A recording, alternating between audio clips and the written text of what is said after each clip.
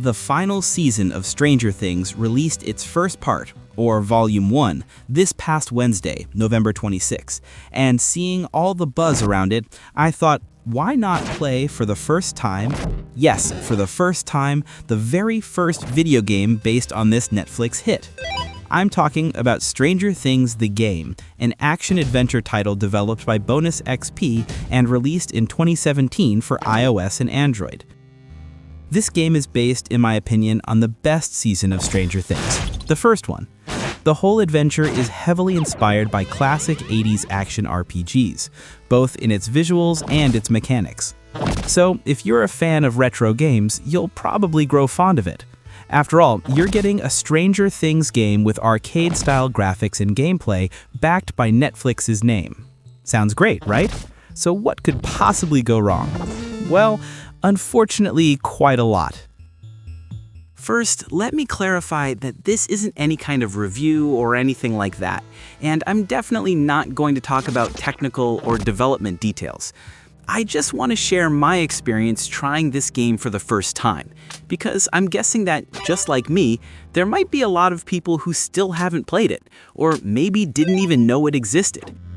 And with all the hype around the series right now, some of you might be looking for a game based on the story, either for yourselves or to recommend to someone else. So, you might be wondering whether this game is free or paid, and whether it's worth it.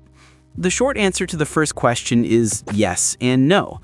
As for the second, as someone who usually plays on consoles and PC, I'd say no, but it might be enjoyable for younger players at home, or for anyone who just wants to kill some time while waiting in line at the supermarket.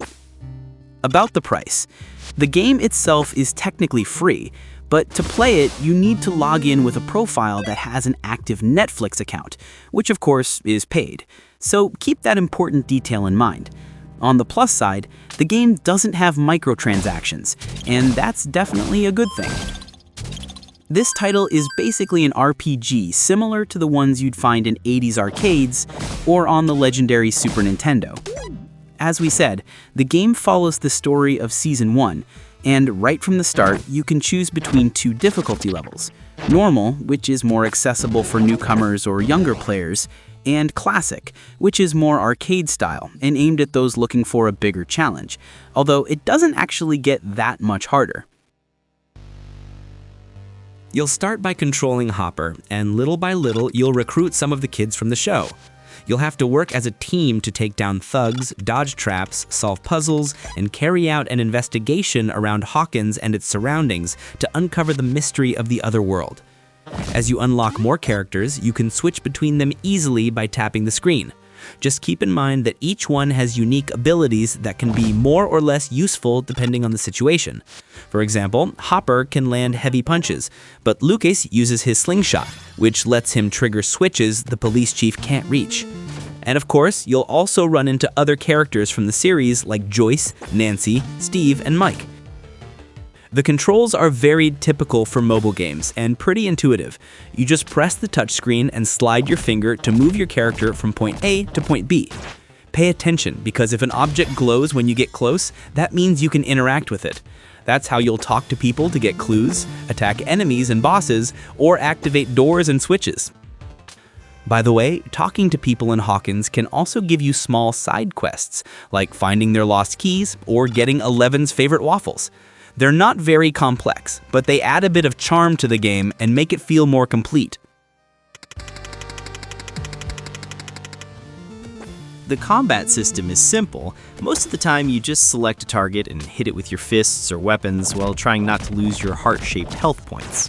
It's not very innovative, but at least moving around and attacking feels comfortable, though it does get repetitive pretty quickly, except maybe for the boss fights. Yes, there are bosses too, like this mad scientist from the lab that you have to beat up with Hopper while switching to Lucas to activate the laser buttons.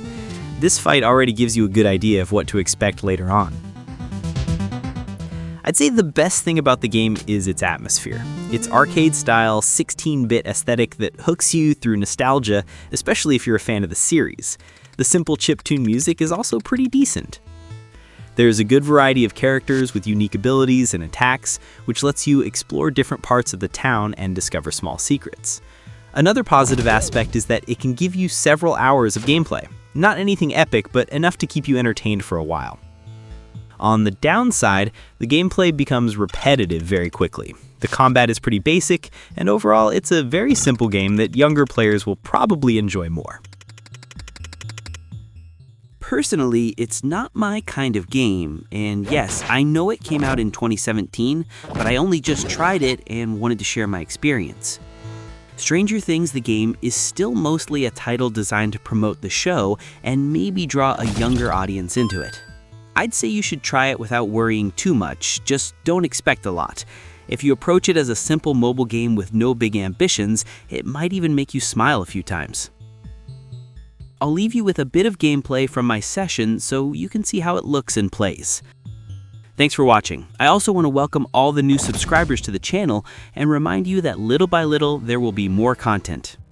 Here on Bit Island, we'll talk about video games from Resident Evil, Silent Hill, Batman and Zelda, to Animal Crossing and Mario Kart, and from time to time, we'll bring some mobile games too. We'll also cover things related to series, movies, and technology. In general, this channel is a place to share our passion for games, tech, and geek culture. And by the way, even though a lot of our content is in English, we'll also have videos in Spanish and even French. So thank you very much for the support, and I'll see you in the next video.